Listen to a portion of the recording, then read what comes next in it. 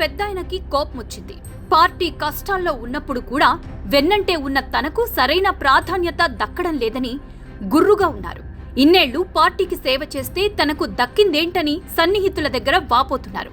నేను నోరు విప్పితే ఏం జరుగుతుందో తెలుసా అని మీడియా ప్రతినిధుల ఎదుట ఆక్రోశం వెళ్లగక్కే స్థాయికి చేరుకున్నాడంటే ఆయనలో అసహనం ఏ స్థాయిలో ఉందో ఇట్టే అర్థమవుతుంది. హ్యాట్రిక్ గెలుపు సాధించినా కూడా ఆ సీనియర్ నేతను అధినేత ఎందుకు పక్కన పెట్టారు?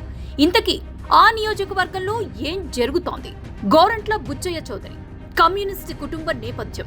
విద్యార్థి దశలోనే కమ్యూనిస్టు పార్టీల అనుబంధ విద్యార్థి సంఘాల రాజకీయాల్లో క్రియాశీలకంగా వ్యవహరించారు. వ్యాపార రంగంలోకి వచ్చినా కూడా కమ్యూనిస్టు పార్టీలకు ఆర్థికంగా సహాయం చేస్తూ వచ్చారు. అయితే 1982లో తెలుగుదేశం పార్టీలో చేరిన మొదటి వ్యక్తి బుచ్చయ్య సోదరుడు రాజేంద్ర ప్రసాద్. తొలి రోజుల్లోనే రాజమండ్రిలో టీడీపీ కార్యక్రమాల్లో విస్తృతంగా పాల్గొన్నారు. అన్న పిలుపు మేరకు ఎన్టీఆర్ సమక్షంలో టీడీపీలో చేరారు బుచ్చయ్య చౌదరి.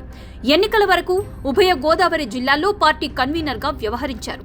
1983లో అనూహ్యంగా రాజమండ్రి నియోజకవర్గం నుంచి టీడీపీ అభ్యర్థిగా పోటీ చేసి బుచ్చయ్య చౌదరి భారీ మెజారిటీతో విజయం సాధించారు. ఆ తర్వాత 1985లో రెండోసారి గెలిచిన బుచ్చయ్యను మంత్రివర్గంలో కాకుండా పార్టీ కార్యక్రమాలకే ఎక్కువగా వినియోగించారు ఎన్టీఆర్.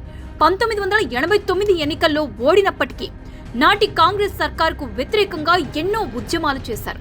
1994లో మూడోసారి ఎమ్మెల్యేగా ఎన్నికైన బుచ్చయ్యను మంత్రివర్గంలోకి తీసుకున్నారు ఎన్టీఆర్. అయితే 1995 సంక్షోభం సమయంలో ఎన్టీఆర్ వైపు నిలిచిన బుచ్చయ్య చంద్రబాబును వ్యతిరేకించారు.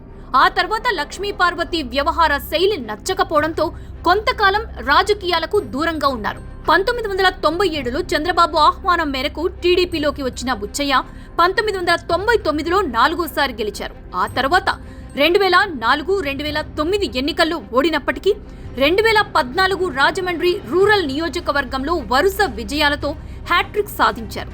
పార్టీలో సీనియర్గా తనకు మంత్రివర్గంలో అవకాశం వస్తుందని గోరంట్ల గంపెడాశలు పెట్టుకున్నారు. కానీ చంద్రబాబు మాత్రం బుచ్చయ్యకు అవకాశం ఇవ్వలేదు. దీంతో పార్టీపై బహిరంగంగానే విమర్శలు చేశారు. 2021లో పార్టీ అధ్యక్షుడు చంద్రబాబు ఉదాసీన వైఖరిని నిరసిస్తూ రాజీనామా చేసి సంచలనం సృష్టించారు. అయితే స్వయంగా చంద్రబాబు రంగంలోకి దిగి మాట్లాడడంతో తన రాజీనామా విరమించుకున్నారు. రాజకీయాల్లో చివరి దశలో ఉన్న తనను చంద్రబాబు పూర్తిగా పక్కన పెట్టారని గోరంట్ల బుచ్చయ్య చౌదరి తీవ్ర అసహనం వ్యక్తం చేస్తున్నారు. తనను కాదని కొత్తగా వచ్చిన వారికి కూడా పదవులు ఇస్తారన్నారు. తాను ఏ రోజు పార్టీ లైన్ దాటి పోలేదని గుర్తు చేశారు. అయితే ప్రస్తుత మంత్రి కింజారపు అచ్చెన్నాయుడు అండతో రాజమండ్రి సిటీ ఎమ్మెల్యే ఆదిరెడ్డి వాసు తనపై పెత్తనం చేసేందుకు యత్నిస్తున్నారని ఇటీవల అధినేతకు స్వయంగా ఫిర్యాదు చేసినట్లు తెలుస్తోంది. సిటీ పరిధిలోని తన వర్గం నేతలను పార్టీ కార్యక్రమాలకు కూడా పిలవడం లేదన్నారు. వైసీపీ నేతలతో కలిసి వ్యాపారాలు చేస్తున్నారని ఆదిరెడ్డి వాసుపై గోరంట్ల ఫిర్యాదు చేశారు. చివరికి రాజమండ్రి కార్పొరేషన్ పరిధిలో పనుల విషయంలో కూడా రాజమండ్రి రూరల్ నియోజకవర్గానికి చెందిన నేతలకు ఎలాంటి ప్రాధాన్యత ఇవ్వడం లేదని లేఖలో ప్రస్తావించారు. దీనిపై చర్యలు తీసుకోవాలని కోరారు గోరంట్ల బుచ్చయ్య చౌదరి.